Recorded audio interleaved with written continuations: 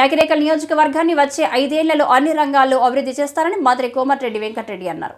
మంత్రిగా బాధ్యతలు చేపట్టిన తర్వాత మొదటిసారిగా సోమవారం నల్లగొండ జిల్లా చిట్యాలకు రావడంతో ఎమ్మెల్యే వేముల వీరేశం, చిట్యాల మండల కాంగ్రెస్ నాయకులు మంత్రికి ఘన స్వాగతం పలికి గజమాలతో సత్కరించారు.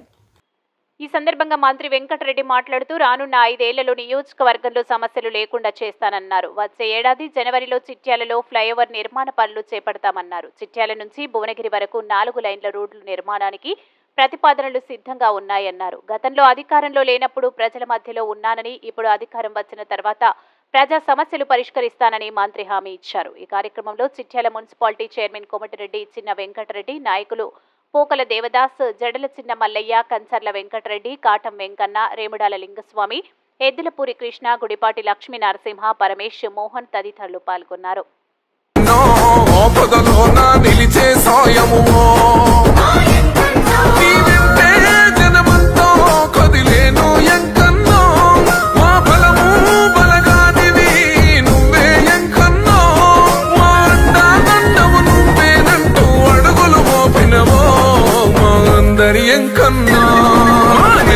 బంధం